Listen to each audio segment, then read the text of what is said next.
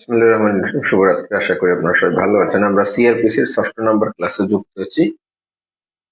হ্যাঁ, ক্লাসের লিঙ্কটা আপনাদের মেসেঞ্জার গ্রুপে দিয়ে দিব, যাতে আপনারা খুব অল্প সময়ের মধ্যে যুক্ত নিতে পারেন।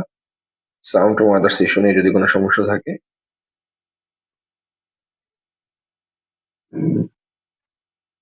সেটা জানিয়ে ফেলবেন, আমি সেটা সলভ করে দেওয়ার চেষ্টা করবো। আপনারা খুব দ্রুত যুক্ত হয়ে নেবেন এই প্রত্যাশা করছি।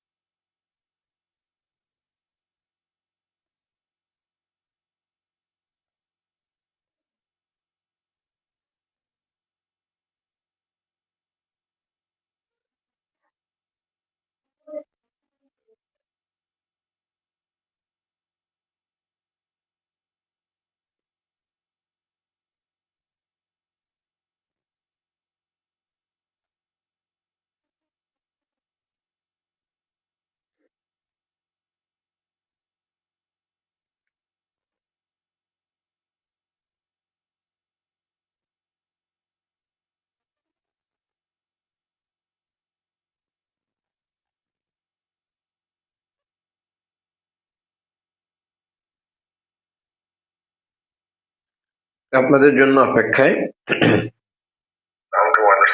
হ্যাঁ, অলরেডি যারা যুক্ত হয়েছেন তাদেরকে থ্যাংকস। এখনো যারা যুক্ত হতে পারেন না তারা খুব দ্রুত সময়ের মধ্যে যুক্ত হয়ে নেবেন।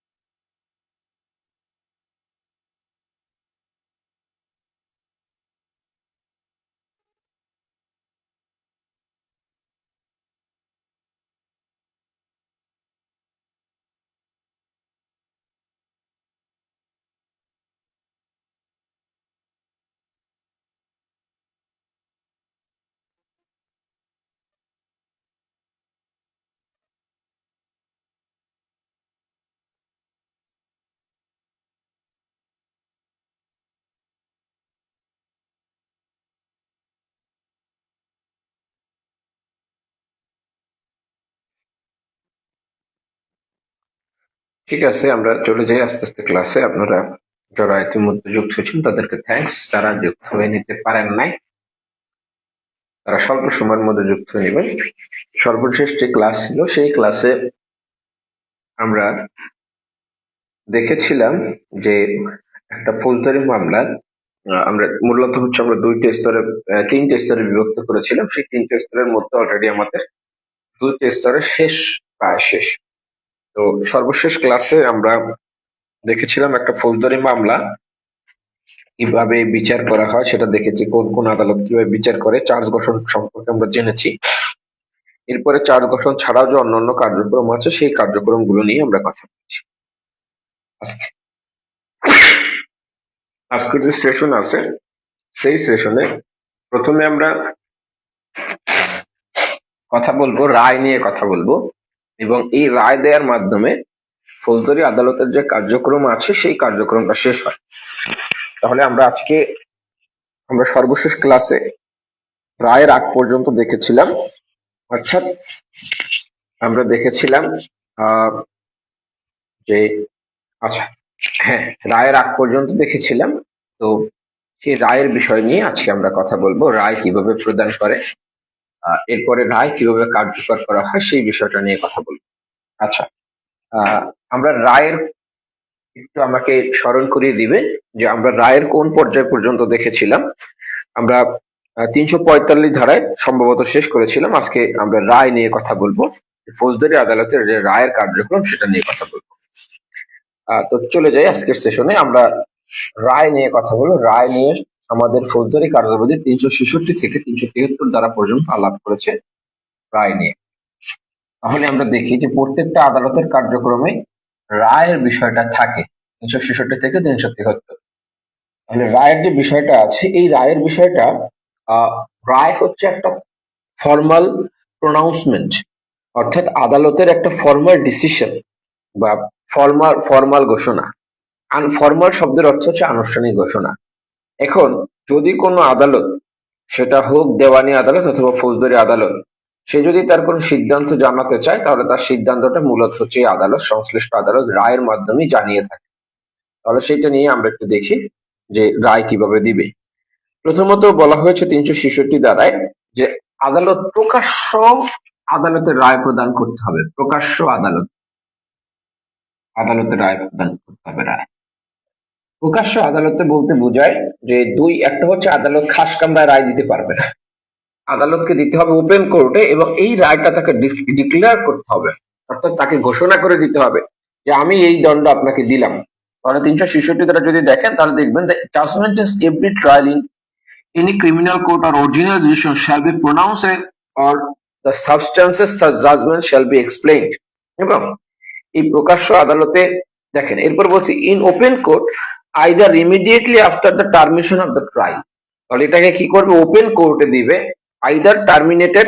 Either immediately after the terminated trial, অর্থাৎ বিচার শেষ হওয়ার পর সাথে সাথে, বিচার শেষ হওয়ার সাথে সাথে বা তৎক্ষণাৎ এই রায়টা দিবে। অথবা কি বলছে, হ্যাঁ, or at some subsequent time which notice shall be given to the parties or their pleaders। তারপর বলছে অথবা কি করতে, যে সাবসিকুয়েন্ট টাইম, পরবর্তী যে কোনো সময় রায় দেয়া যাবে, পরবর্তী সময়ে রায় দেয়া যাবে, অর্থাৎ যখন ট্রায়াল শেষ হলে বিচার শেষ হওয়ার সাথে সাথেও দেওয়া যাবে, আবার পরবর্তী সময় দেওয়া যাবে। সেই ক্ষেত্রে কি করতে হবে, নোটিশ প্রদান করতে হবে। নোটিশ প্রদান করতে হবে পক্ষকে অথবা বা তার আইনজীবীকে নোটিশ প্রদান করার একটা বাধ্যবাধকতা আছে। নোটিশ প্রদান করতে বলতে বোঝায় যেদিন আদালত আর্গুমেন্ট শেষ হয় সেদিনই আদালত বলে দেয় যে আদালত অমুক দিন রায় প্রকাশ করবে। এখন যেদিন রায় প্রদান করা হবে সেই দিন যিনি আসামি আছেন সেই আসামির উপস্থিতি বা হাজিরা বাধ্যবাধকতা আছে। 366 ধারা অনুযায়ী যদি আসামি পুলিশ হেফাজতে থাকে, পুলিশ হেফাজত বা এটাকে আমরা জেল হেফাজত বলে থাকি, যদি তিনি জেল হেফাজতে থাকেন তাহলে তাকে কি করতে হবে, তাকে ওই দিন হাজির করতে হবে, হাজিরের নির্দেশ। যদি আসামি জামিনে থাকে তাহলেও আসামিকে হাজিরের নির্দেশ দিতে হবে। তবে কিছু কিছু ক্ষেত্রে এই ব্যক্তিকে এই হাজিরের নির্দেশ সাথে অব্যাহতি দেওয়া যায় বা হাজির হতে নাও বলা যায়। যদি এই ব্যক্তির খালাসের সম্ভাবনা থাকে, রায় যদি খালাস পাওয়ার সম্ভাবনা থাকে তাহলে তাকে হাজিরের নির্দেশ না দিলেও চলবে। আর একটা হচ্ছে শুধু যদি মাত্র তাকে জরিমানা করার সম্ভাবনা থাকে তাহলে তাকে হাজিরের নির্দেশ না দিয়েই রায় দেওয়া যাবে। বুঝতে পেরেছেন? তাহলে যে বিষয়টা আমরা বুঝলাম সেটা হচ্ছে যদি আদালত কোনো ব্যক্তিকে রায় দিতে চায় তাহলে যিনি আসামি আছে সেই আসামিকে হাজির হওয়ার বাধ্যবাধকতা আছে। যদি আসামি জেলে থাকে তাহলে এই আসামিকে হাজির করবে, যদি আসামি জামিনে থাকে তাহলে তাকে হাজির হওয়ার নির্দেশ দিবে। তবে যদি আসামির খালাস পাওয়ার সম্ভাবনা থাকে অথবা আসামির জরিমানা, শুধুমাত্র জরিমানা হবে, শুধু জরিমানা, অন্য কোনো কারাদণ্ড না, জরিমানা হওয়ার সম্ভাবনা থাকে তাহলে আদালত কি করতে পারে, এই আসামিকে হাজির না করে, অর্থাৎ তাকে হাজিরের নির্দেশ না দিয়ে শুধুমাত্র তাদের যে প্লিডার আছে সেই প্লিডারের সামনে আপনার হচ্ছে এই রায় ঘোষণা করে দিতে পারবে বা রায় ঘোষণা করে দিতে হবে। ঠিক আছে? আচ্ছা, আশা করি জিনিসটা বুঝতে পেরেছেন। এরপরে আমরা যে কনসেপ্টটা নিয়ে কথা বলবো সেটা হচ্ছে আপনার এই যে রায় যেটা দিল সেই রায়ের মধ্যে কি কি কন্টেন্ট থাকবে সেটা একটু নিয়ে কথা বলি। এটা নিয়ে কথা বলছে 367-তে, অর্থাৎ রায়ের বিষয়বস্তু।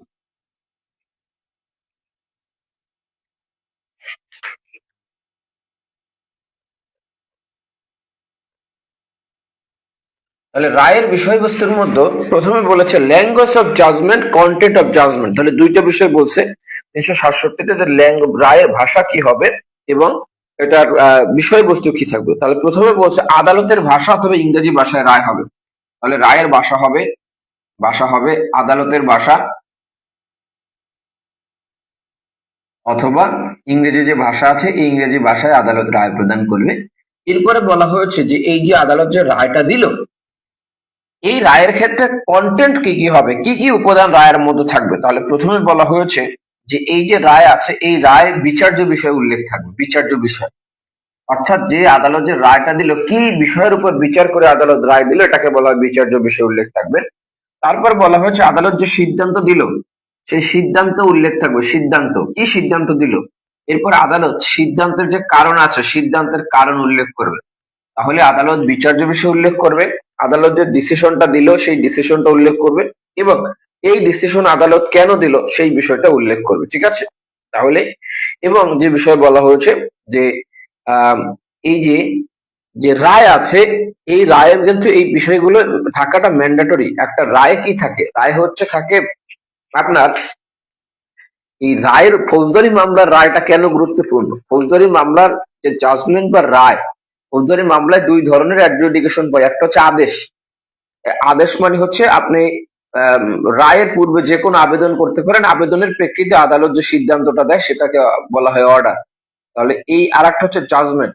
তাহলে এই যে জাজমেন্টটা থাকে এই জাজমেন্টের উপর ভিত্তি করে আপনি পরবর্তীতে আপিল করতে চাইলে আপিল করতে পারবেন। অপর পক্ষ যদি সংক্ষুব্ধ হয় তিনিও চাইলে আপিল করতে পারবেন। যদি আপিল করার সুযোগ না থাকে তাহলে রিভিশন করতে পারার একটা সুযোগ আছে। সুতরাং এই রায়টা সবসময় চ্যালেঞ্জ হতে পারে। এই কারণে এই রায় কি কি কারণে এই রায়টা দিল এই কারণটা খুব গুরুত্বপূর্ণ এবং এটা আদালতকে ওই রায়ে ব্যাখ্যা করতে হবে। আশা করি নিশ্চয় বুঝতে পেরেছে। এরপরে আমরা একটা কনসেপ্ট জানবো যেটাকে 367 সাবসেকশন 3 বলে থাকি। এটাকে বলা হয় জাজমেন্ট ইন অল্টারনেটিভ। তাহলে আমরা একটু জাজমেন্ট ইন অল্টারনেটিভ নামে যে কনসেপ্ট আছে সেটা একটু শিখি, যে জাজমেন্ট ইন অল্টারনেটিভটা কি এবং এটা কিভাবে। আচ্ছা, তাহলে judgment in alternative, judgment in alternative মানে হচ্ছে বিকল্প রায়। বিকল্প রায় প্লের জন্য এতটুকু গুরুত্বপূর্ণ যে বিকল্প রায় কাকে বলে, কোথায় আছে। বিকল্প রায়টা কি? বিকল্প রায় বলতে বুঝাইছে যে যদি একটা অপরাধ দুইটা ধারায় দণ্ডিত হওয়ার সুযোগ থাকে, একটা অপরাধ একাধিক ধারায় দণ্ডিত করার সুযোগ ছিল, তাহলে আপনাকে যে কোনো একটা ধারায় দণ্ডিত করতে হবে। ধরেন আপনি একজন ব্যক্তিকে ব্যত্রাঘাত করেছে, তাহলে এই ব্যত্রাঘাত করেছে এটার ফলে যেমনি ভাবে ক্রিমিনাল ফোর্স এর অপরাধ হয় তেমনি ভাবে আবার 323 দ্বারা সাধারণ জখমের অপরাধ হয়। তাহলে আপনি একটা অপরাধ একাধিক ধারায় দণ্ডিত করার সুযোগ আছে, একাধিক ধারায় অপরাধ হয়েছে, তাহলে আপনি যে কোনো একটা ধারায় দণ্ড দিতে হবে। তাহলে আপনি যদি 323 ধারায় দণ্ড দেন তাহলে আপনাকে ব্যাখ্যা করতে হবে রায়ে যে আপনি কেন 351 ধারায় অর্থাৎ ক্রিমিনাল ফোর্সের জন্য এটাকে দণ্ডিত করলেন না। তাহলে এই যে ব্যাখ্যাটা করা হয় এই ব্যাখ্যাটা করা হয় অর্থাৎ ওইটা না দিয়ে কেন আমি অল্টারনেটিভটা বেছে নিলাম, এইটাকেই বলা হয় জাজমেন্ট ইন অল্টারনেটিভ। অর্থাৎ একটা অপরাধ যদি দণ্ডবিধির একাধিক ধারায় দণ্ডিত হওয়ার সুযোগ থাকে, একাধিক ধারায় দণ্ড দেওয়া যায় না, তখন যে কোনো একটা ধারায় দণ্ডিত করতে হয়। তখন তাকে বলে দিতে হবে যে এই কেন আমি ওই ধারায় দণ্ড না দিয়ে এই ধারায় দণ্ড দিলাম সেই বিষয়টা আমাকে উল্লেখ করতে হবে বা সেই বিষয়টা এই রায়ে বলে দিতে হবে। ঠিক আছে, আশা করি জিনিসটা বুঝতে পেরেছে। আচ্ছা, এরপর যে বিষয়টা সেটা হচ্ছে যে দণ্ডগুলো ফৌজদারি কার্যবিধি অনুসরণ করে পিনাল কোডে যে দণ্ডগুলো দেয় সেই দণ্ডগুলোর ক্ষেত্রে, অর্থাৎ যে দণ্ডগুলো পিনাল কোডে বলা আছে সেই দণ্ডগুলোর বিচার পদ্ধতি কিভাবে হবে সেইটাই ফৌজদারি কার্যবিধিতে বলা। স্পেশাল আইনের ক্ষেত্রে প্রয়োগ হয়, কিছু কিছু ক্ষেত্রে এটা ভিন্ন বিষয়। এখন পিনাল কোডে যদি কাউকে মৃত্যুদণ্ড দেওয়া হয় তাহলে সেই পিনাল কোডের মৃত্যুদণ্ডটা কিভাবে কার্যকর হবে বা সেই পিনাল কোডের মৃত্যুদণ্ডের যে রায় আছে সেই মৃত্যুদণ্ডাদেশ কিভাবে দিবে এই বিষয় নিয়ে কথা বলেছে সেকশন 368। তাহলে মৃত্যুদণ্ডের যে রায় আছে এই রায়টা আদালত কিভাবে প্রদান করবে? মৃত্যুদণ্ডের রায়,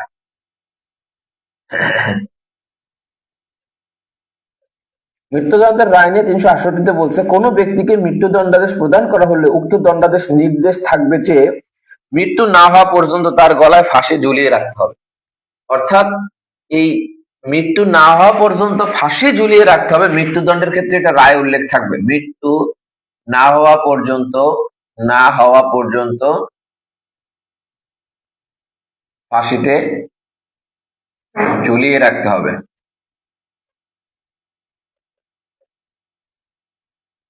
রাখতে হবে। আচ্ছা, তাহলে আমরা পেলাম যে দণ্ডবিধির যে সকল অপরাধ আছে এই সকল অপরাধে যদি মৃত্যুদণ্ড হয় তাহলে আপনাকে এই মৃত্যুদণ্ড কার্যকর করার একটা মাত্র উপায়, সেটা হচ্ছে ফাঁসি। ঠিক আছে, অন্য কোনো উপায় মৃত্যুদণ্ড কার্যকর করা যাবে না, 368-তে বলে দেওয়া আছে। এরপর দেখেন 369-এ একটা ডক্ট্রিন আছে, এই ডক্ট্রিনটাকে আমরা বলে থাকি ফ্যাক্টাস অফিসিয়াম।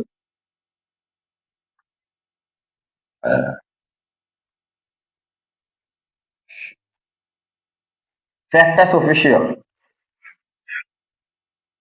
ফ্যাক্টাস অফিসিয়াল কনসেপ্টটা কি? ফ্যাক্টাস অফিসিয়াল শব্দের অর্থ হচ্ছে কার্য সমাপ্তি, কার্যের সমাপ্তি। তাহলে একজন বিচারক যিনি বিচার করে সেই বিচারকের কার্যের সমাপ্তি কখন ঘটে? 369-এ বলছে রায় প্রদানের মাধ্যমে যখন তিনি রায় স্বাক্ষর করলেন তখন তার অফিসের কার্য সমাপ্তি হয়। অর্থাৎ তিনি এরপরে এই রায়টাকে আর পরিবর্তন বা সংশোধন করতে পারে না। 369 দ্বারা যদি লক্ষ্য করেন তাহলে এখানে বলা হয়েছে আদালতের রায় স্বাক্ষর সমাপ্ত করার পর করণিক ভুল ছাড়া অন্য কোনো সংশোধন, পরিবর্তন, পুনর্বিবেচনা করা যাবে না। তাহলে যখন আদালত, বিচারক 370 দ্বারা বলছে যখন রায় স্বাক্ষর করলেন, রায়ের স্বাক্ষরের পরে পরে তিনি কি করতে পারবেন না? এই যে রায়টা আছে এই রায়কে সংশোধন করতে পারবেন না, এটাকে পরিবর্তন করতে পারবে না। ঠিক আছে, তাহলে রায় সংশোধন বা পরিবর্তন করা যাবে না। কেন যাবে না? যিনি রায়টা দিয়েছেন এই রায় দেওয়ার মাধ্যমে স্বাক্ষর যখন তিনি করেছেন তখন তার অফিসের কার্য সমাপ্তি হয়ে গেছে, ফ্যাক্টাস অফিসিও হয়ে গেছে। ঠিক আছে, আশা করি জিনিসটা বুঝতে। এখন এই যে রায়টা দিল, এই রায়টা কার কাছে পাঠাবে? যখন রায় হবে এই রায়টা তারপরে যে কার্যক্রমটা সেটা হচ্ছে রায়টাকে কার্যকর করার জন্য।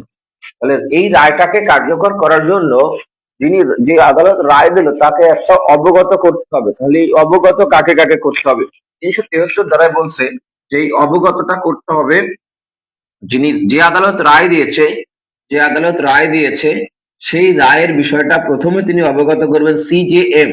সিজিএম কে আমরা বলে থাকি চিফ জুডিশিয়াল ম্যাজিস্ট্রেট। তাহলে যে আদালতেই রায় দেখ না কেন সেই রায়ের বিষয়টা প্রথমে অবগত করবে চিফ জুডিশিয়াল ম্যাজিস্ট্রেটকে, অথবা সিএমএম যদি মেট্রোপলিটন এলাকা হয় তাহলে চিফ মেট্রোপলিটন ম্যাজিস্ট্রেটকে, এবং আমরা যেটাকে বলে থাকি ডিস্ট্রিক্ট ম্যাজিস্ট্রেট, যেটাকে আমরা ডিসি বলে থাকি বা ডিএম, এই ডিস্ট্রিক্ট ম্যাজিস্ট্রেটকে এদেরকে অবগত করতে হবে 373 দ্বারা অনুযায়ী। অর্থাৎ এই রায়ের কপিটা তাদেরকে পাঠাতে হবে, এবং তাদেরকে পাঠানো হলে তারা হচ্ছে এই রায়টাকে, আপনারা জানেন যে দেওয়ানি মামলার রায় এটাকে কার্যকর করতে হলে আলাদাভাবে আবার কি করতে হয়?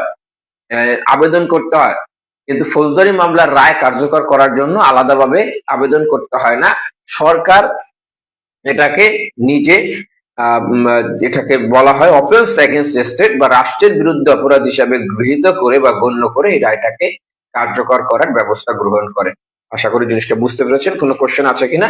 যদি কোনো কোশ্চেন থাকে তাহলে জানাবেন। এরপরে যদি কোশ্চেন না থাকে তাহলে আমরা সামনে অগ্রসর হব। দেখেন, যে কোনো রায় দেওয়ার সাথে সাথে এটাকে কার্যকর করার পদক্ষেপ নেওয়া যায়। তবে একটা রায়, যদি একটা মাত্র রায় আছে যেটা দেওয়ার সাথে সাথে এইটা কার্যকর করা যায় না, অর্থাৎ এই রায়টা তখন যে কার্যক্রমটা, রায় কার্যকরটা এটা স্থগিত থাকে। তাহলে বলতে পারবেন যে কোন রায় এটা আছে, কোন কোন রায় আছে যে রায়টা দিলে এটা সরাসরি সাথে সাথে কার্যকর হয় না, এটা সাথে সাথে স্থগিত থাকে, একটা নির্ধারিত সময় পরে কার্যকর হয়। একটু বুদ্ধি খাটিয়ে বলেন এই রকমের রায়, কোন মামলার রায় আছে বা কোন দণ্ড যেটা দেওয়া হলে এটা সরাসরি কার্যকর হয় না, এটা স্থগিত থেকে পরবর্তীতে কার্যকর হয়? দ্রুত জানান। আমরা সেই আলোচনায় যাব, কোনো কোশ্চেন থাকলে আমরা শোনার চেষ্টা করব।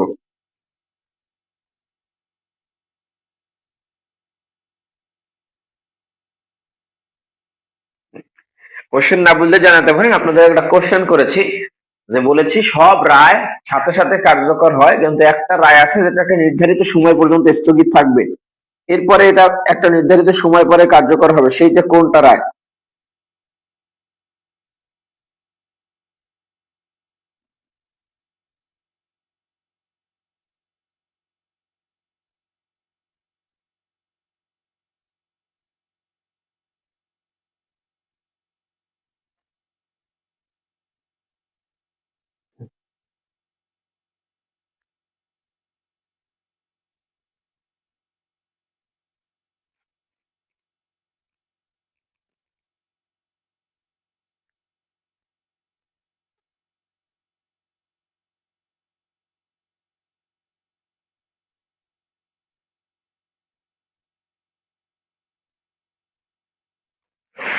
ওকে, মৃত্যুদণ্ড বলেছেন, মৃত্যুদণ্ড বলেছেন।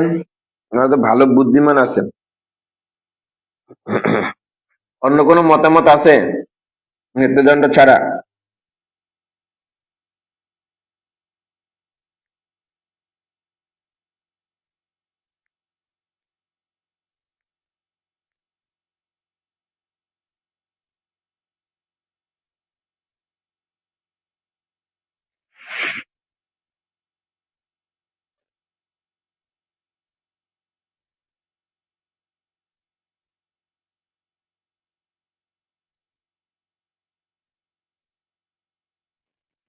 ওকে, তাহলে মৃত্যুদণ্ড বলেছেন, মৃত্যুদণ্ড। তাহলে দেখেন, মৃত্যুদণ্ডের রায় যখন আদালত প্রদান করলো, এই মৃত্যুদণ্ডের রায় কিন্তু তারা সাথে সাথে কার্যকর করা হবে না। 368 বুঝতে পারে না, 368 খুবই সহজ। যদি মৃত্যুদণ্ড দেওয়া হয়, সেই মৃত্যুদণ্ডটা কিভাবে কার্যকর হবে এই বিষয়টা রায় বলে দিবে। মৃত্যুদণ্ডের ক্ষেত্রে মৃত্যুদণ্ড আহ বলে দিবে, যে মৃত্যুদণ্ডের রায় বলে দিবে যে যতক্ষণ পর্যন্ত না মৃত্যু হয় সেই পর্যন্ত তাকে ফাঁসির দড়িতে ঝুলিয়ে রাখতে হবে। ঠিক আছে, অর্থাৎ ফাঁসিতে ঝুলিয়ে তাকে মৃত্যু নিশ্চিত করে তারপর হচ্ছে তাকে ফাঁসি থেকে নামানো হবে, এইটা আর কি। তাহলে আমরা এখন একটু দেখি যে যদি মৃত্যুদণ্ড প্রদান করে সেই ক্ষেত্রে পদ্ধতিটা কি। তাহলে এটাকে বলা হয় death reference. Death reference death রেফারেন্সের কনসেপ্টটা 374 দ্বারা আলাপ করেছে। 374 দ্বারা বলেছে যে যদি মৃত্যুদণ্ড প্রদান করা হয়, তাহলে হাইকোর্ট বিভাগের নিকট যে কার্যক্রমটা আছে লোয়ার কোর্টের, সেই লোয়ার কোর্টের কার্যক্রমটা প্রেরণ করতে হবে। হাইকোর্ট ডিভিশন যে পর্যন্ত অনুমোদন না দিবে সে পর্যন্ত এই দণ্ডটা কার্যকর করা যাবে না। তাহলে মৃত্যুদণ্ড দিতে পারে কে? মৃত্যুদণ্ড কিন্তু দিতে পারে সেশন জাজ অথবা এডিশনাল সেশন জাজ। এডিশনাল সেশন জজ, এসজে লিখে এডিশনাল সেশন জজ, এরা মৃত্যুদণ্ড দিতে পারে। দায়রা জজ অথবা অতিরিক্ত দায়রা জজ। তাহলে এরা যদি মৃত্যুদণ্ড প্রদান করে, তাহলে মৃত্যুদণ্ড প্রদান করলে তার যে কার্যক্রম আছে, মৃত্যুদণ্ড প্রদান করলে এই যে কার্যক্রম আছে তার এই কার্যক্রম হাইকোর্ট ডিভিশনে উপস্থাপন করতে হয়। হাইকোর্ট ডিভিশনে যখন এই কার্যক্রমটা উপস্থাপন করা হয়, হাইকোর্ট ডিভিশন যে পর্যন্ত অনুমোদন না দেবে সে পর্যন্ত এই দণ্ড স্থগিত থাকে। অনুমোদন না দিলে কি করবে? অনুমোদন না দেয়া পর্যন্ত দণ্ড স্থগিত থাকবে, এই দণ্ডটা স্থগিত থাকে। ঠিক আছে, এরপর দেখেন সেকশন 375, এইখানে বলছে হাইকোর্ট ডিভিশন এই মৃত্যুদণ্ডের যে রেফারেন্স আছে বা যে ডকুমেন্টটা তার কাছে পাঠানো হলো, এটার ভিত্তিতে হাইকোর্ট ডিভিশন কি কি কাজ করতে পারে। তাহলে হাইকোর্ট ডিভিশন এখানে দুইটা কাজ করতে পারে। প্রথম যে কাজটা করতে পারে সেটা হচ্ছে হাইকোর্ট ডিভিশন অনুসন্ধান করতে পারে। অনুসন্ধান, যে এই মৃত্যুদণ্ডটা যে গ্রাউন্ডে দিল, যে মামলায় দিল, আসলে এটা কতটুকু বৈধ এ সম্পর্কে অনুসন্ধান করতে পারে। অথবা হাইকোর্ট ডিভিশন চাইলে অতিরিক্ত সাক্ষ্য গ্রহণও করতে পারে। সাক্ষ্য গ্রহণ অর্থাৎ যে সাক্ষ্যটা নিম্ন আদালত, অর্থাৎ যেটা নিম্ন আদালত বলতে কিন্তু আমরা সেশন জাজকে বুঝাইছি, সেশন জাজ অথবা এডিশনাল সেশন জাজ যে সাক্ষ্যটা গ্রহণ করে নাই, সেই সাক্ষ্যটাও চাইলে অতিরিক্ত সাক্ষ্য আকারে এই ডেথ রেফারেন্স শুনানির সময় হাইকোর্ট ডিভিশন গ্রহণ করতে পারে। আচ্ছা, অথবা হাইকোর্ট ডিভিশন এই অনুসন্ধান বা অতিরিক্ত সাক্ষ্য গ্রহণের নির্দেশ দিতে পারে। সাক্ষ্য গ্রহণের নির্দেশ, এই অনুসন্ধান বা অতিরিক্ত সাক্ষ্য গ্রহণের নির্দেশ দিতে পারে কাকে? সেশন জাজকে। সেশন জাজকে অতিরিক্ত সাক্ষ্য গ্রহণ বা অনুসন্ধানের নির্দেশ প্রদান করতে পারে 375 ধারা অনুযায়ী। ঠিক আছে, আচ্ছা। এখন হাইকোর্ট ডিভিশন যদি এই অনুসন্ধান করে অতিরিক্ত সাক্ষ্য গ্রহণ করে অথবা ডেথ রেফারেন্স শুনানির পরে হাইকোর্ট ডিভিশন একটা সিদ্ধান্ত নিতে পারে, তাহলে হাইকোর্ট ডিভিশন কি কি সিদ্ধান্ত নেয় সেই বিষয়ে আমরা একটু দেখি। 376 দ্বারাই বলেছে হাইকোর্ট ডিভিশন কি কি সিদ্ধান্ত নিতে পারে। 376 ধারা অনুযায়ী হাইকোর্ট ডিভিশন যখন ডেথ রেফারেন্স শুনানি শেষ করলো, এই শুনানি শেষ করার পরে আদালত প্রথম যে কাজটা করতে পারে সেটা হচ্ছে মৃত্যুদণ্ড অনুমোদন করতে পারে। মৃত্যুদণ্ড অনুমোদন অর্থাৎ যে মৃত্যুদণ্ডটা লোয়ার কোর্ট দিয়েছে, সেশন জজ দিয়েছে অথবা এডিশনাল সেশন জজ দিয়েছে, সেটা হাইকোর্ট ডিভিশন অনুমতি দিয়ে দিল যে হ্যাঁ এই মৃত্যুদণ্ডটা চলবে। হাইকোর্ট ডিভিশন আইন অনুমোদিত অন্য কোনো শাস্তি দিতে পারে, অন্য কোনো দণ্ড দিতে পারে, অন্য কোনো দণ্ড। তাহলে লোয়ার কোর্ট একটা মৃত্যুদণ্ড দিল, হাইকোর্ট ডিভিশন ডেথ রেফারেন্স শুনানির করার পরে দেখলেন যে আসলে এখানে মৃত্যুদণ্ড দেওয়া ঠিক হবে না, তিনি কি করতে পারে, এটাকে হচ্ছে অন্য কোনো দণ্ড দিতে পারে। হাইকোর্ট ডিভিশন কি করতে পারে এর বাইরে হাইকোর্ট ডিভিশন নতুন বিচারের নির্দেশ, অভিযোগ সংশোধন করে নতুন বিচারের নির্দেশ দিতে পারে। অভিযোগ সংশোধন করে নতুন বিচারের নির্দেশ দিতে পারে, নতুন বিচারের নির্দেশ দিতে। হাইকোর্ট ডিভিশন এই আসামিকে খালাসও প্রদান করে দিতে পারে, ঠিক আছে। তাহলে হাইকোর্ট ডিভিশন মৃত্যুদণ্ড অনুমোদন করতে পারে, মৃত্যুদণ্ডকে বাদ দিয়ে অন্য যে কোনো দণ্ডে রূপান্তর করতে পারে, অভিযোগ সংশোধন করে যে চার্জ তার বিরুদ্ধে গঠন করা হয়েছিল সেটা সংশোধন করে তাকে আবার নতুন অভিযোগ গঠন করে নতুন বিচারের নির্দেশ দিতে পারে, ঠিক আছে। আচ্ছা, এরপরে হচ্ছে হাইকোর্ট ডিভিশন চাইলে এই আসামিকে খালাসও প্রদান করতে পারে। এখন হাইকোর্ট ডিভিশন যে ডিসিশনটা নিল 376 ধারা অনুযায়ী, এই যে ডিসিশনটা নিল, এই ডিসিশনটা তো হাইকোর্ট ডিভিশনের কাছে রেখে দিলে হবে না। যে দায়রা আদালত বা যে অতিরিক্ত দায়রা আদালত মৃত্যুদণ্ডের রেফারেন্স শুনানির জন্য তার কার্যক্রমকে হাইকোর্ট ডিভিশনে সাবমিট করছে, সেই দায়রা আদালতকে অবগত করতে হবে। তাহলে এইটা অবগত করে 379 ধারা অনুযায়ী। 379 ধারায় বলা হয়েছে 376 ধারায় হাইকোর্ট ডিভিশন ডেথ রেফারেন্স করার পর যে সিদ্ধান্তটা নিল, সেই সিদ্ধান্ত বিলম্ব ছাড়া, হাইকোর্ট ডিভিশনের সিদ্ধান্ত বিলম্ব ছাড়া সংশ্লিষ্ট আদালতে প্রেরণ করতে হবে, ঠিক আছে। অর্থাৎ এই বিলম্ব ছাড়া সংশ্লিষ্ট আদালত বলতে দায়রা জজের কাছে প্রেরণ করতে হবে, ঠিক আছে। এটাকে প্রেরণ করবে, ঠিক আছে। আশা করি জিনিসটা বুঝতে পেরেছেন। তাহলে ডেথ রেফারেন্সের যে শুনানিটা হয়, সেই শুনানিটা কি হয়, এটা কিন্তু ইম্পর্টেন্ট। এই যে 4টা সেকশন বললাম, 4টা সেকশন থেকে একটা কোশ্চেন কপাল ভালো হলে পাইতে পারেন, খুবই ইম্পর্টেন্ট। ডেথ রেফারেন্স শুনানিটা কিভাবে করে, কে করে, এটাই আদালতের কি কি কার্যক্রম করার সুযোগ আছে, সেই বিষয়টা আশা করি বুঝতে পেরেছেন। যদি কোনো কোশ্চেন থাকে কোশ্চেন করবেন, যদি কোনো কোশ্চেন না থাকে তাহলে এখন আমরা সামনে অগ্রসর হব। এই যে বিষয়টা দেখার মাধ্যমে আমাদের যে বিচারিক কার্যক্রম, সেই বিচারিক কার্যক্রম শেষ হলো, অর্থাৎ রায়ের মাধ্যমে আমাদের বিচারিক কার্যক্রম শেষ হলো। এই বিচারিক কার্যক্রম শেষ হলে আমরা এখন দেখব বিচার পরবর্তী কার্যক্রম। বিচার পরবর্তী কার্যক্রমে কি কি কার্যগুলো হয় সেই বিষয়টা নিয়ে আমরা কথা বলবো। কোনো কোশ্চেন থাকলে কোশ্চেন করবেন, যদি কোশ্চেন না থাকে আমরা বিচার পরবর্তী কার্যক্রমে দেখব। আমরা বলেছিলাম যে বিচার পরবর্তী কার্যক্রমে প্রথমে যে কাজটা হয়, আচ্ছা, বিচার পরবর্তী কার্যক্রমে প্রথমে যে কাজটা হবে সেটা হচ্ছে দণ্ড কার্যকরের একটা বিষয় থাকে, ঠিক আছে। তাহলে যে দণ্ডটা দিল সেটা কার্যকরের একটা বিষয় থাকে, আপিলের একটা বিষয় থাকে। রায়ের মাধ্যমে যদি কেউ সংক্ষুব্ধ হয়, সে হতে পারে বাদী অথবা হতে পারে আসামি, সেই বাদী বা আসামির আপিলের একটা সুযোগ থাকে। অনেক সময় দেখা যায় যে আপিলের সুযোগ নাই, পক্ষ আপিল করতে পারবে না বা আইনে আপিলটা গ্রান্টেড না, তখন এই পক্ষের আর একটা সুযোগ থাকে, সেটা হচ্ছে তারা চাইলে রিভিশন করতে পারে। এরপরে এই দণ্ডটা আবার স্থগিত করতে পারে সরকার চাইলে। তাহলে এই যে কনসেপ্ট গুলো আছে সেই কনসেপ্ট গুলো নিয়ে আমরা কথা বলবো, অর্থাৎ দণ্ড পরবর্তী কার্যক্রম।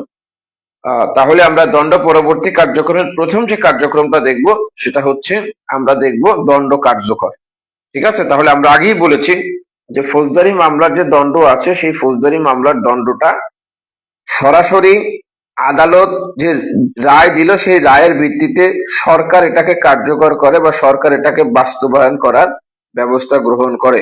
এটাকে আলাদাভাবে কার্যকর করার জন্য নতুন কোনো আবেদন দিতে হয় না। এখন আমরা একটু দণ্ড কার্যকর নিয়ে কথা বলি। দণ্ড কার্যকর নিয়ে আমাদের যে ফৌজদারি কার্যবিধি আছে সেই ফৌজদারি কার্যবিধির সেকশন 381 থেকে দণ্ড কার্যকর, সেকশন 381 থেকে সেকশন 400 পর্যন্ত আলাপ করেছে। সেকশন 381-তে বলেছে মৃত্যুদণ্ড কিভাবে কার্যকর হবে। মৃত্যুদণ্ড, তাহলে মৃত্যুদণ্ডের কথা বলা হয়েছে যে যখন হাইকোর্ট ডিভিশন বহালের আদেশ দিলে বা অন্য কোনো আদেশ দিলে দায়রা জজ ওয়ারেন্ট ইস্যু করে প্রয়োজনীয় ব্যবস্থা গ্রহণ করে 381 ধারা অনুযায়ী কার্যকরের ব্যবস্থা করবে। তাহলে 376 ধারায় অনুযায়ী বা 376 ধারায় যদি হাইকোর্ট ডিভিশন মৃত্যুদণ্ড বহাল রাখে তাহলে এই মৃত্যুদণ্ড বহাল রাখলে অথবা অন্য কোনো আদেশ দিলে মৃত্যুদণ্ড বাতিল করবে অন্য কোনো আদেশ দিল। ঠিক আছে, যে এই যদি অন্য কোনো আদেশ দেয়, অন্য কোনো আদেশ, এই আদেশ দিলে যিনি দায়রা জজ আছেন সেই দায়রা জজ এই আদেশ বাস্তবায়নের জন্য ওয়ারেন্ট ইস্যু করবেন। কি করবেন? Warrant issue.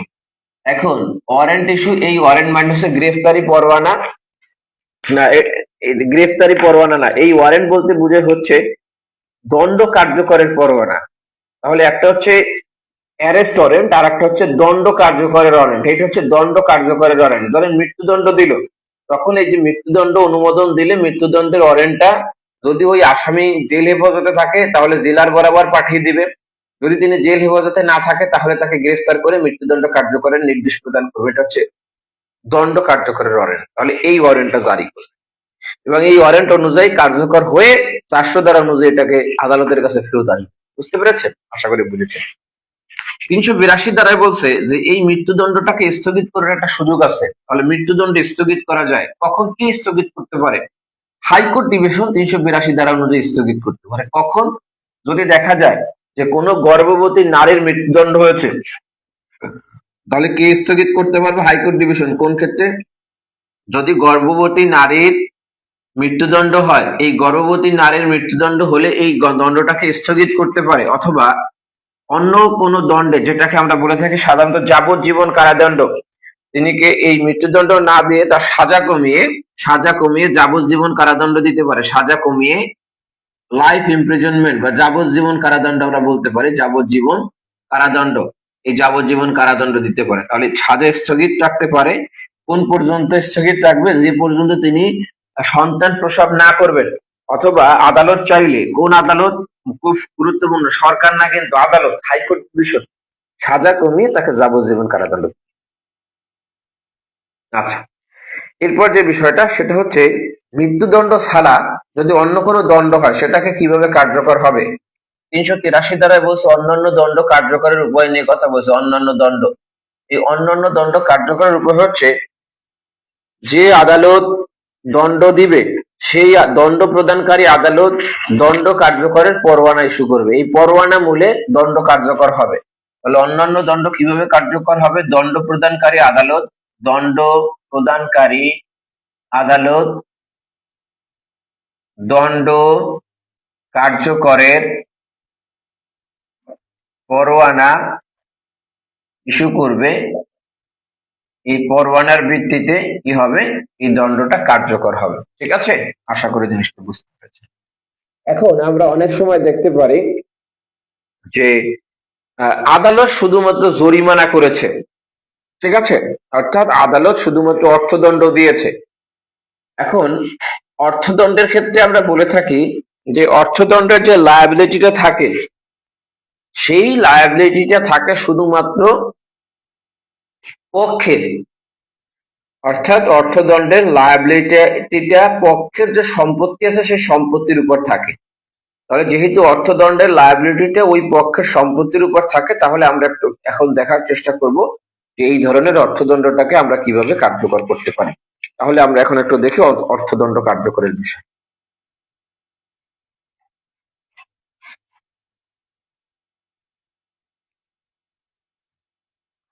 এই অর্থদণ্ড কার্যকরের বিষয় নিয়ে আমাদের যে ফৌজদারি কার্যবিধি আছে সেই ফৌজদারি কার্যবিধির 386 দ্বারাই আলাপ করা হয়েছে যে অর্থদণ্ডটা কিভাবে কার্যকর করা যাবে। এখন এই অর্থদণ্ড কার্যকর করার ক্ষেত্রে আপনারা যদি একটু 386 দ্বারা আমরা আগে একটু দেখি, পড়ি, তারপর হচ্ছে আলাপ করি, তাহলে আপনাদের বুঝতে সুবিধা হবে। এখানে কখন স্থাবর সম্পত্তি এবং অস্থাবর সম্পত্তি উভয় আপনার প্রয়োগ করা যায়, আর কখন শুধুমাত্র স্থাবর ও শুধুমাত্র অস্থাবর সম্পত্তি প্রয়োগ করা যায়, সেই বিষয়টা নিয়ে আমরা একটু আলাপ করি। দেখেন, দুইটা বিষয়, একটা হচ্ছে আদালত কোনো ব্যক্তিকে কারাদণ্ড দিল, অর্থদণ্ড দিল, তাহলে কিন্তু 386 প্রয়োগ হবে না। যখন শুধু অর্থদণ্ড দেয়, শুধু অর্থদণ্ড, অর্থাৎ আদালত শুধুমাত্র ফাইন যেটাকে বলি বা যেটাকে আমরা জরিমানা বলে থাকি, আদালত যদি জরিমানা করে, জরিমানা, তাহলে শুধুমাত্র যখন জরিমানা করবে তখন 386 প্রয়োগ হবে। 386-তে বলা হয়েছে যখন অপরাধীকে জরিমানার দণ্ড দেওয়া হয় তখন দণ্ড প্রদানকারী আদালত নিম্নে দুইটি উপায়ে জরিমানা আদায় করতে পারে। তাহলে জরিমানা আদায় করার উপায় হচ্ছে দুইটা উপায়। তাহলে কি কি উপায় আছে দেখেন। প্রথম বলা হয়েছে অপরাধীর অস্থাবর সম্পত্তি ক্রয় বা বিক্রয় করে জরিমানা আদায় করা যাবে। তাহলে তার যে অস্থাবর সম্পত্তি আছে, তাহলে অস্থাবর সম্পত্তি ক্রয় ও বিক্রি। তাহলে অস্থাবর সম্পত্তি বলতে আমরা মুভেবল প্রপার্টি বুঝাই। মুভেবল প্রপার্টি বলতে বুঝাই যে সম্পত্তি এক জায়গা থেকে অন্য জায়গায় স্থানান্তর করা যায়। এই সম্পত্তিটাকে আদালত কি করতে পারে, প্রয়োগ করার নির্দেশ দিতে পারে এবং এই সম্পত্তিকে বিক্রি করার নির্দেশ দিতে পারে। সেকেন্ড উপায়টা কি বললাম, দুইটা উপায় আছে। দ্বিতীয় উপায় নিয়ে বলেছে যে অপরাধীর স্থাবর এবং অস্থাবর উভয় সম্পত্তি দেওয়ানি পদ্ধতি অনুসারে পরোয়ানা মূলে জরিমানার টাকা আদায় কর্তৃত্ব জেলা কালেক্টরকে প্রদান করা যেতে পারে।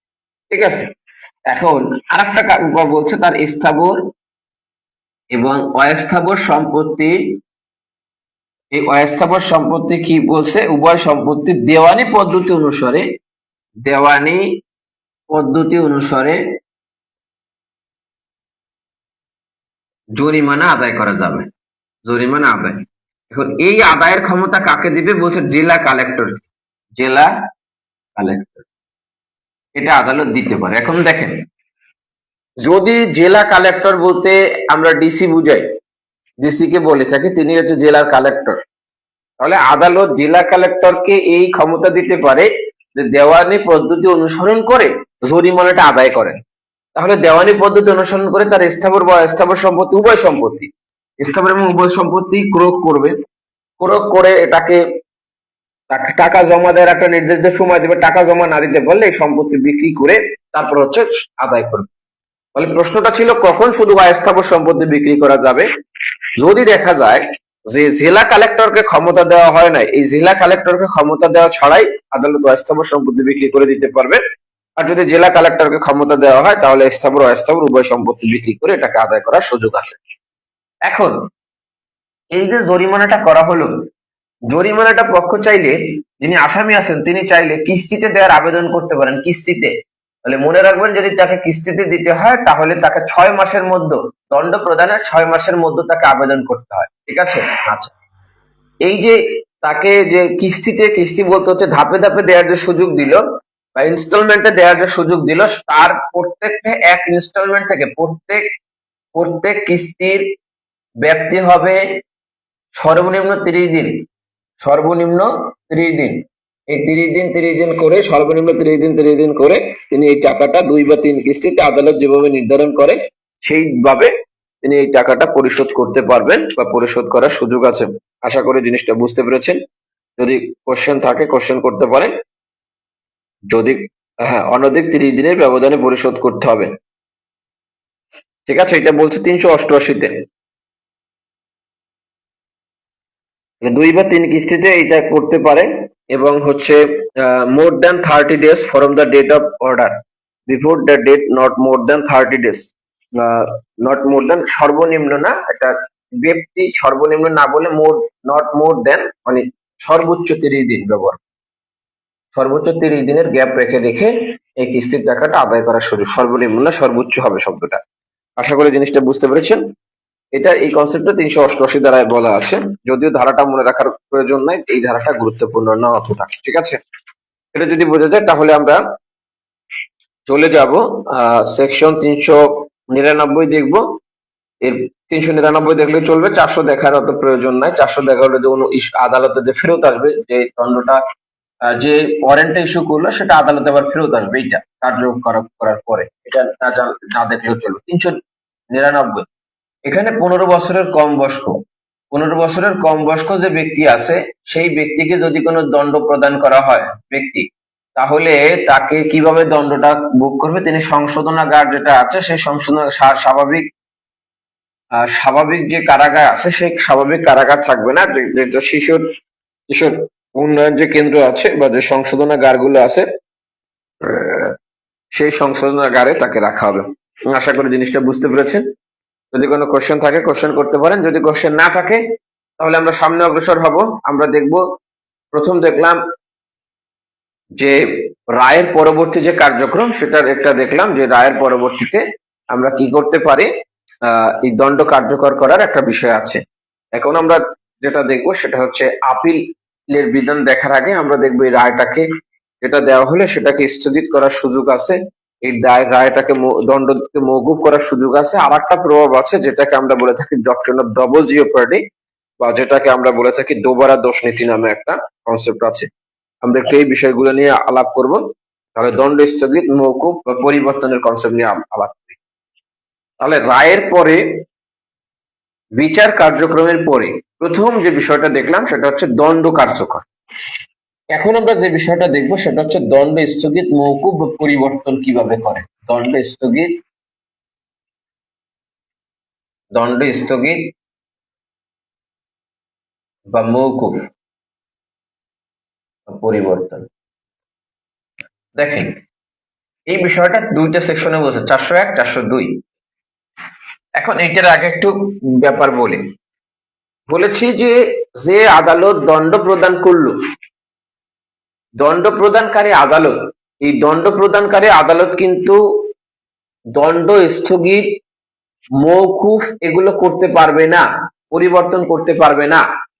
তাহলে রায়ের পরে দণ্ড প্রদান করার পরে এটা কে পারবে? এটা পারবে হচ্ছে সরকার।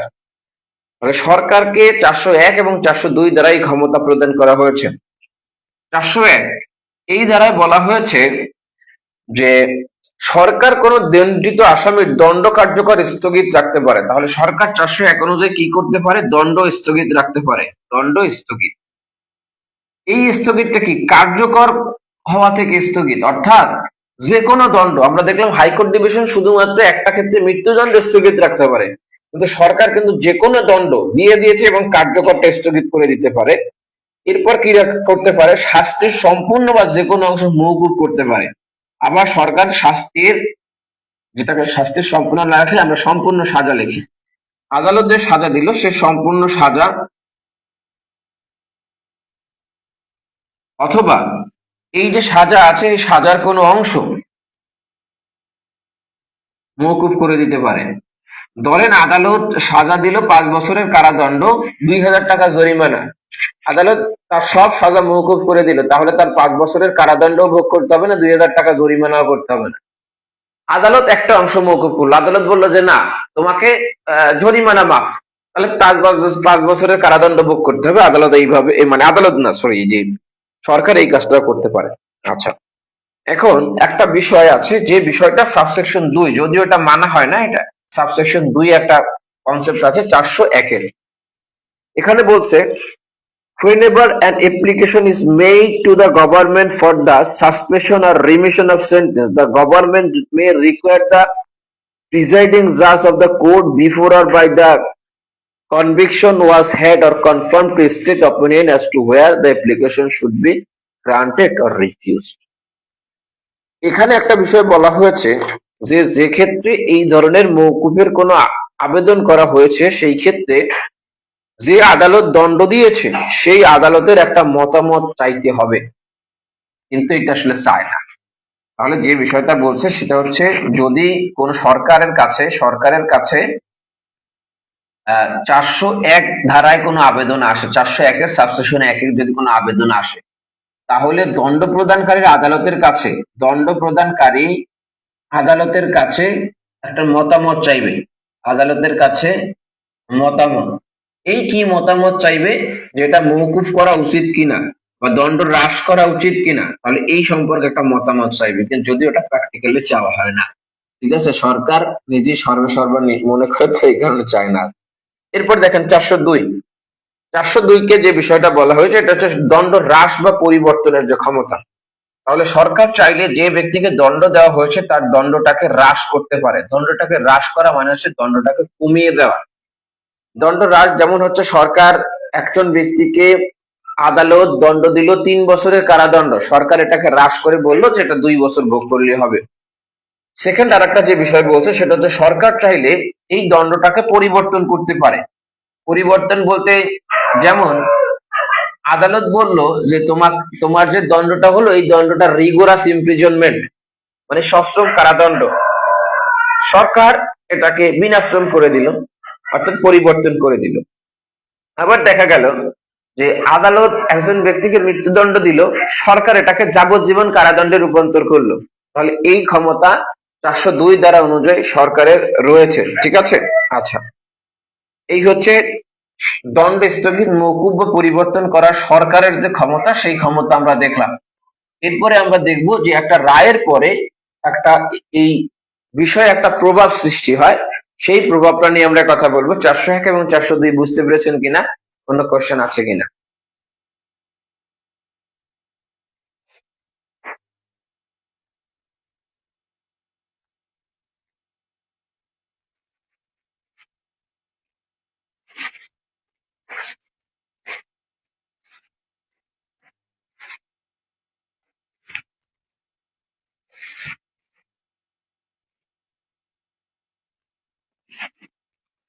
যদি বোঝা যায় তাহলে আমরা সামনে অগ্রসর হবো। 403 দেখবো।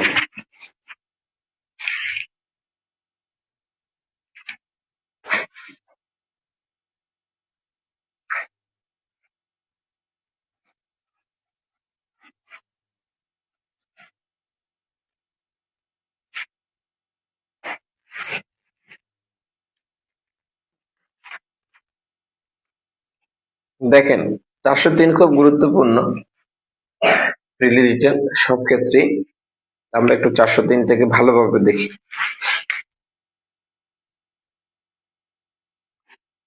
403 এই যে কনসেপ্টটা আছে, এই কনসেপ্টটাকে আমরা সাধারণত বলে থাকি ডবল জিওপার্ডি। ডবল জিওপার্ডি। ডবল জিওপার্ডি শব্দের অর্থ হচ্ছে ডবল মানে দুইবার, জিওপার্ডি দুইবার বিপদ।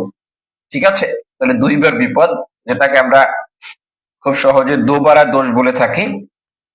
যেটা আমাদের যে সিপিসি আছে বা দেওয়ানি কার্যবিধি আছে, সেই দেওয়ানি কার্যবিধির 11 ধারার সাথে এটার একটা সম্পর্ক আছে। ফৌজদারি মামলার ক্ষেত্রে 403 প্রয়োগ হয়, দেওয়ানি মামলার ক্ষেত্রে সেকশন 11 প্রয়োগ। এখন এই ডবল জিওপার্ডির এটার একটা ইংরেজিতে কনসেপ্ট আছে যেটাকে বলা হয় নেমো ডিবেট বিস ভিক্সারি। নেমো ডিবেট বিস ভিক্সারি। নেমো ডিবেট বিট ভিক্সারি এর অর্থ হচ্ছে একজন ব্যক্তিকে দুইবার দণ্ড দেওয়া যায় না। বুঝতে পেরেছেন? বা দুইবার বিচার করা যায় না, এটা বোঝায়। এখন এই কনসেপ্টটার প্রথম যে বিষয়টা বলা হয়েছে সেটা হচ্ছে, আমরা একটু এটাকে পড়ি, তারপর হচ্ছে আমরা এটা সংক্ষেপণটা লিখি। প্রথম বলেছে উপযুক্ত এখতিয়ার সম্পন্ন আদালত। তাহলে 403 ধারা প্রয়োগ করতে হলে প্রথম যে শর্তটা পূরণ করতে হবে সাবসেকশন 1 অনুযায়ী উপযুক্ত আদালত থাকতে হবে। উপযুক্ত আদালত। এই উপযুক্ত আদালত কি করছে? কোন অপরাধের জন্য একবার বিচার করছে এবং উক্ত অপরাধের জন্য দণ্ডিত বা খালাস করছে। তাহলে এই উপযুক্ত আদালত বিচার করছে, বিচার করে অপরাধে দণ্ডিত করছে অথবা এই অপরাধে খালাস প্রদান করছে। তাহলে যদি কোনো ব্যক্তিকে উপযুক্ত আদালত একবার বিচার করে অপরাধে দণ্ডিত করে অথবা এই অপরাধে খালাস প্রদান করে, তাহলে এটার ফলাফল কি হবে? বলছে একই ঘটনা উদ্বুদ্ধ অন্য কোনো অপরাধের জন্য পুনরায় তার বিচার করা যাবে না। তাহলে কি করা যাবে না? তাকে পুনরায় বিচার করা, পুনরায় বিচার, দণ্ড দূরের কথা বিচারই করা যাবে না। দুইটা বিষয়, একটা হচ্ছে দণ্ড দেওয়া একটা বিষয়, আর একটা হচ্ছে বিচার করা আর একটা বিষয়। তাহলে কি করা যাবে না, পুনরায় বিচার করা যাবে না। এই যে বিচার করা থেকে বিরত রাখছে এটাকেই বলা হয় নেমো ডিবেট বিট বিগজারি, অথবা যেটাকে বলা হয়েছে ডবল জিওপার্ডি। তাহলে শর্ত কি, উপযুক্ত আদালত বিচার করবে, বিচার করে অপরাধে কাউকে দণ্ডিত করবে, অথবা এই অপরাধে কাউকে খালাস দিবে। পুনরায় ওই একই অপরাধের জন্য আবার বিচার করা যাবে না। এটাই হচ্ছে মূল কনসেপ্ট, ঠিক আছে।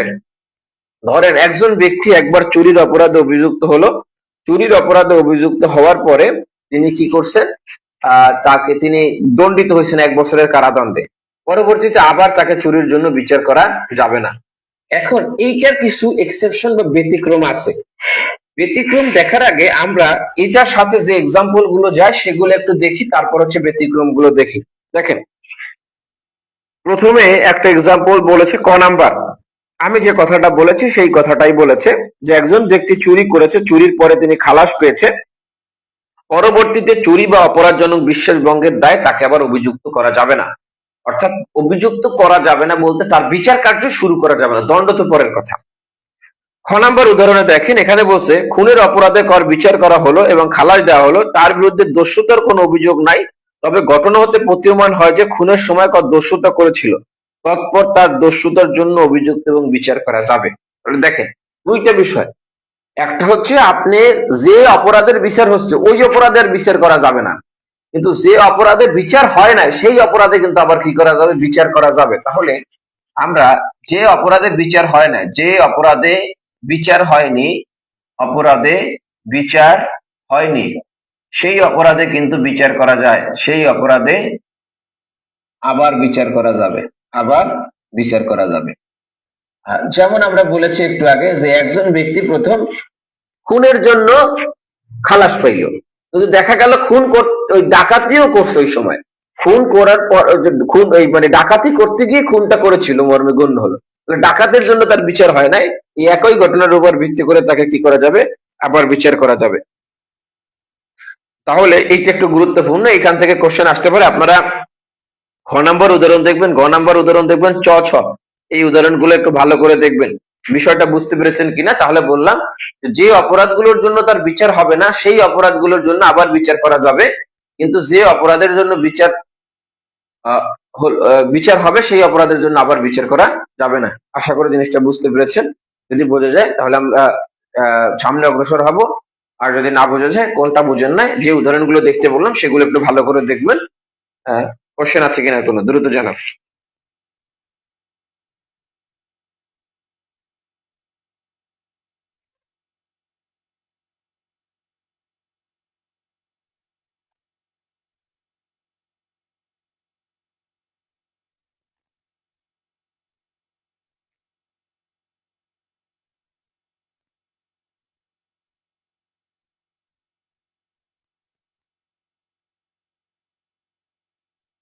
ওকে, আচ্ছা, আপিল দেখে আজকে আপিল রিভিশন কি আমরা নেক্সট ক্লাসে দেখবো না আজকে দেখবো? দ্রুত জানান, আপিল রিভিশন কি আজকে দেখে ফেলবেন কিনা? যদি আপনাদের একটু স্লো পড়াচ্ছে, স্লো গতি হচ্ছে।